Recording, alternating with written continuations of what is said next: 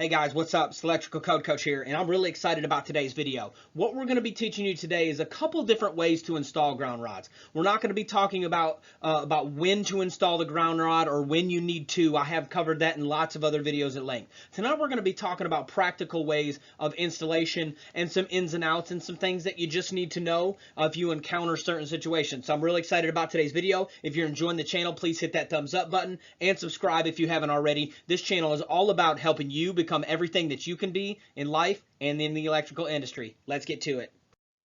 All right, guys. So this is gonna be our mock house for today, and we're gonna be going through several different scenarios. So scenario one, we've got our meter mounted out here on the outside of the house.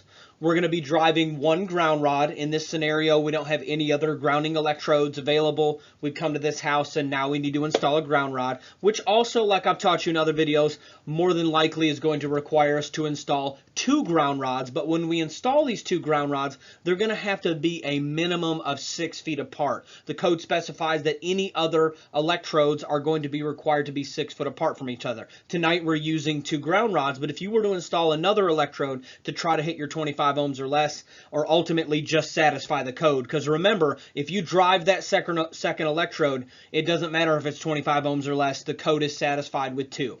With that being said, when you drive them, they must be 6 feet apart. So I drive the first one, I measure over 6 feet, I'm able to drive the second one, and here in just a second we're going to learn the couple different ways that we can physically connect those together. Okay, so we're back here. We've driven our one ground rod. We're going to go from that ground rod up to, inside, if it's a, back to back and we're going inside of a panel. If it's a meter disconnect combo, we're going to be going straight from that ground rod straight into the meter disconnect combo. Then we're going to drive our second ground rod. Now let's talk about the couple different ways that you can attach these two together, because I've got to mechanically connect them somehow, electrically, connect them. And let's talk about the couple different ways that you can do that. So one way that you can do it is you can literally run from this ground rod on the left-hand side over to the ground rod on the right-hand side with one piece of wire, continuous, and you can run it straight up into the panel from there. So I literally link from the one on the left hand to the one on the right hand, and I go up into I go up into the house that way. That would be one way that you could satisfy it. Okay, let's look at another way that you can do it.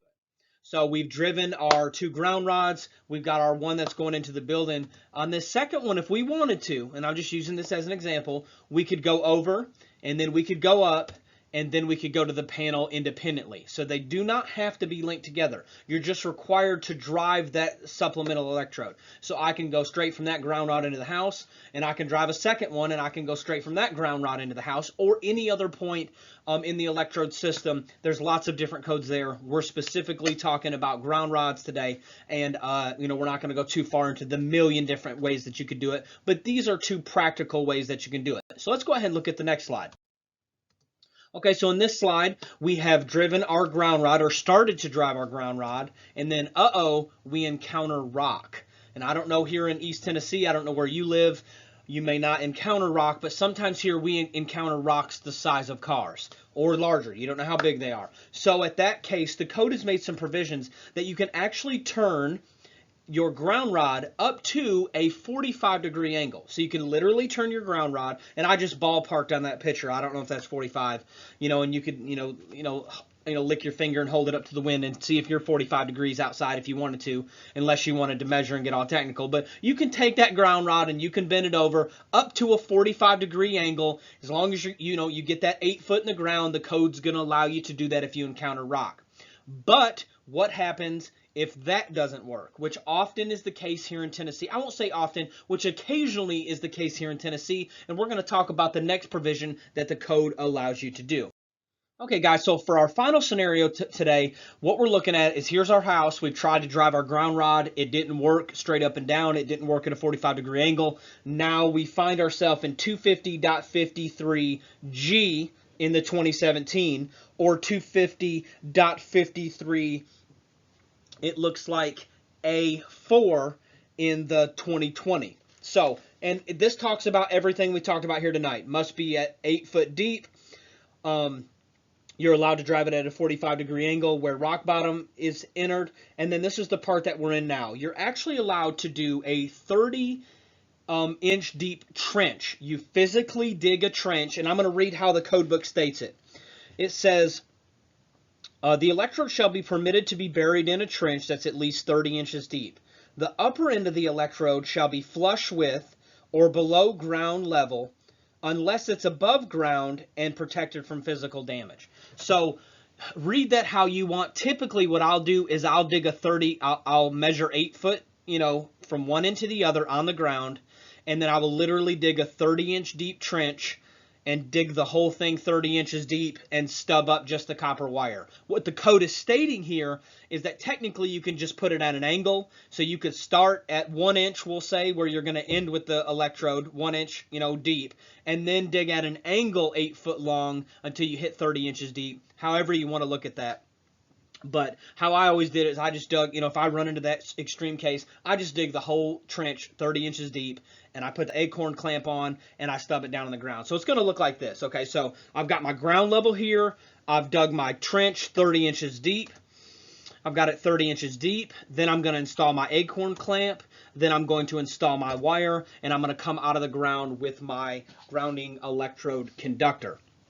So that's another way that you can satisfy code. You'll literally dig a trench, throw the rod down in the trench, stub the wire out, make sure you're using direct burial acorn clamp. Just the typical acorn clamp is always going to be rated for likely concrete and direct burial.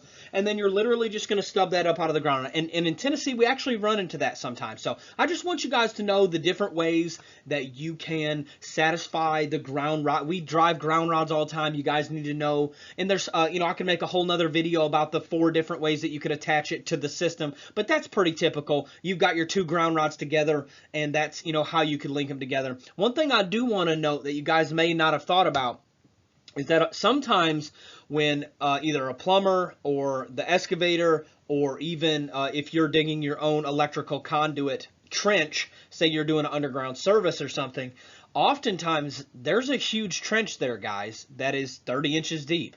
We will literally just lay 2 ground rods.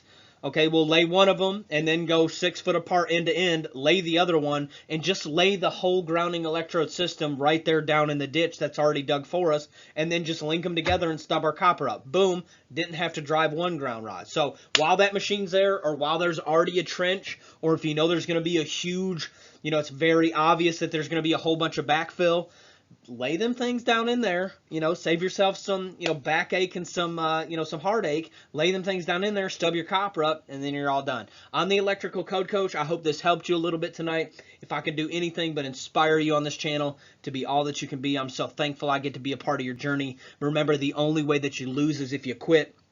I'm here to help you every single step of the way. You can literally call me at 423-895-9341. Call or text anytime. Just leave a voicemail or leave a text. You also can email me at electricalcodecoach@gmail.com. I just want to see you win. Let's go ahead and get to it.